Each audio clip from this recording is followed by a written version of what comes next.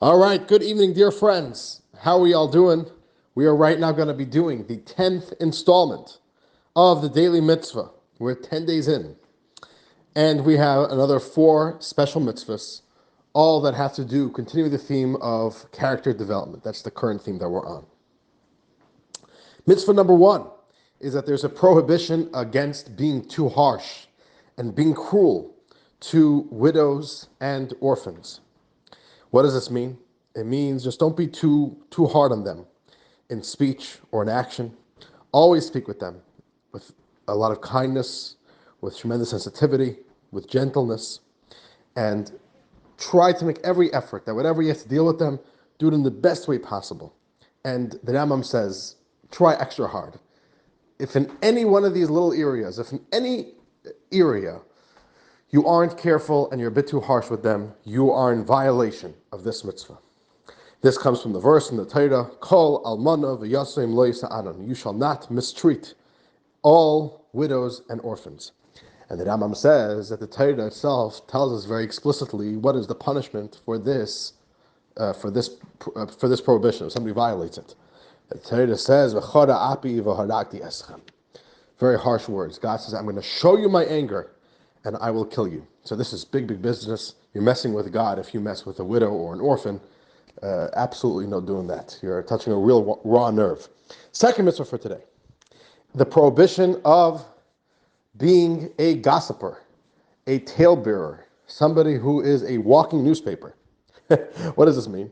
There's a verse in the Torah that says, Lo yiselech rochel ba'amecha, and you shall not have walking within your nation a rochil. What's a rochil?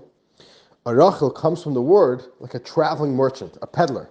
A peddler is somebody who picks up a little bit of merchandise here, travels somewhere else, sells a little bit over there, picks up something else. And he's always coming and selling and buying and sharing wares. And then there's people who do that just with information. They go to one city, they pick up information. They go to a different city, they go to one person, they exchange information, and they're just busy traveling around and they're peddling information about people. And even if there's nothing wrong, that is a sin. A Jew has to be careful. Don't just, for no good reason, just be randomly sharing, pieces of gossip about other people. And of course, included in this prohibition is of course, how much more so if you say something negative about somebody else, especially if it's not true. Okay, the third mitzvah is the mitzvah that one may not take revenge against another Jew.